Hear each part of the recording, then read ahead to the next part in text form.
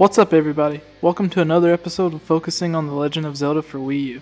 In my last episode, which can be found in the description below, or seen by clicking the screen here, I went over how the overworld shares a lot of similarities with past Zelda games, such as Twilight Princess, the original Legend of Zelda, and the Adventure of Link. Then I discussed how multiplayer has been used in past Zelda games and how it could be implemented in Zelda for Wii U. In this episode I'll be talking about all of the different modes of transportation that may show up in Link's new adventure and my reasoning behind it. I'll be going over Epona, boats or canoes, loftwings, trains or mine carts, and of course, warping. Obviously we've had many other ways of traversing Hyrule, such as the raft first seen in the original Legend of Zelda, the Pegasus boots, which allowed us to travel to our destination a lot faster, avoiding enemies along the way, and the Zora flippers that allowed us to reach hidden locations and secret items, both of which made their first appearance in A Link to the Past. Now, starting off with Epona, it's not until Ocarina of Time we're given everyone's favorite way to travel through Hyrule. This is the first time for many of us that we're actually allowed to ride a horse in the game, in any game,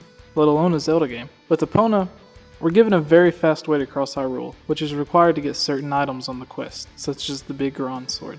Epona is even required to make her way into Gerudo Valley, if we don't have the long shot. She makes a return in other games as well, such as Majora's Mask and Twilight Princess. Even a 2D version can be found in the Minish Cap. Nintendo has stated many times how huge and vast the land of Hyrule in the upcoming game is, and that every single point is accessible.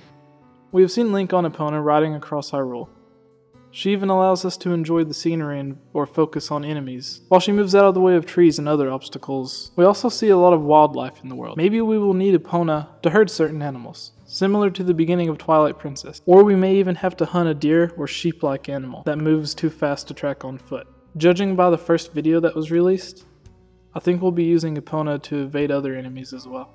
I think we will see Epona fairly early on in the game, possibly after completing the first couple of dungeons, earlier than we did in Ocarina of Time, possibly around the same length of time we took to get her back in Twilight Princess. But just look at the size of Hyrule. It took a while to get from one side of Twilight Princess to the other while on Epona, but we were given the option to just warp there.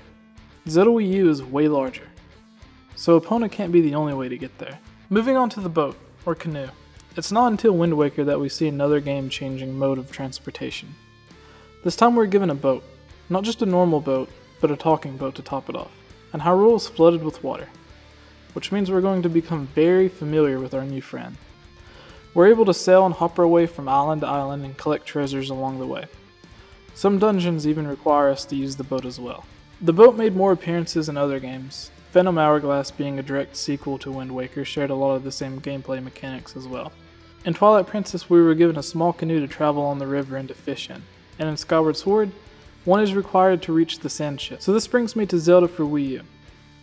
There are several large bodies of water, which are all connected by smaller rivers and streams. Could we see the return of the boat or canoe in some way?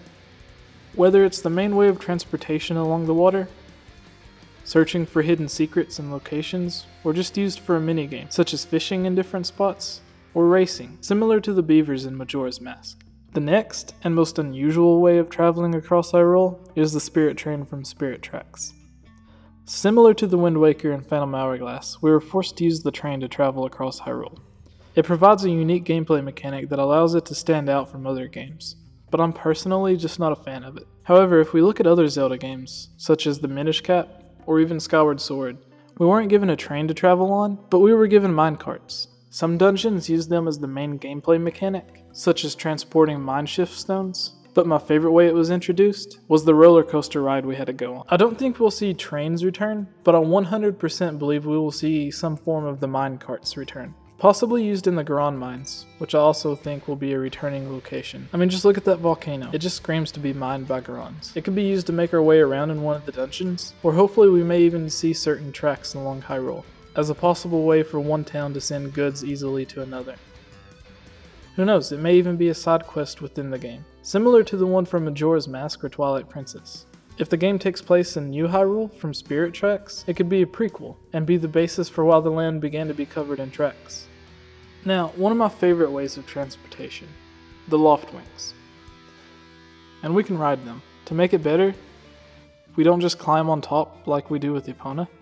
We're required to take a leap of faith and jump off of Skyloft and just pray that our trusty bird can make it to us in time. The Loft Wing is used to make our way across all of the different floating islands in Skyward Sword and to the drop points above the 3 different provinces found within the game. One fun fact a lot of people don't remember, or just never discovered, in Ocarina of Time, we were able to grab onto the owl and fly to different locations in Hyrule. In Twilight Princess, we were able to control one of the monsters in a fun little mini game. So Skyward Sword isn't the first time a flying mechanic was introduced in a Zelda game. Just the first time that it was expanded on, or required. So do you think Zelda for Wii U will see the return of a Loft Wing? Better yet, what if we're actually able to land them, and fly anywhere with them? Or maybe it will be required to reach a sky dungeon, similar to how we had to use the cannon to reach City in the Sky in Twilight Princess. Or it could be used as a faster way of getting to the top of Death Mountain without spending 15 minutes dodging enemies and falling rocks. If we do see a Loft Wing, I think it will be toward the later half of the game. Imagine chasing down a flying enemy like Volvagia on the back of a Loft Wing and shooting it with arrows. I mean, how much more epic could you get? Since the very first Zelda game and almost every game since, we've been able to warp. We were given the recorder, which can be used to warp to any dungeon we've already completed in the first Legend of Zelda game. We've seen warping and return in A Link to the Past in several different forms, using the flute, warp portals, and whirlpool waterways. When most people think about warping in Zelda, they think back to Ocarina of Time, or the recent 3D remake. It was perfected in these games. Each warp location had its own unique song that was learned as the story progressed. In Twilight Princess, Midna allowed us to warp to different locations through Twilight portals. In Wind Waker and Phantom Hourglass, we had help from our little frog friend. Spirit Tracks allowed us to warp thanks to various portals along the train tracks. So with the size of the map from Zelda Wii U, even if we had Epona, or a Loft Wing, it would still take a long time to get from one side of the map to the other.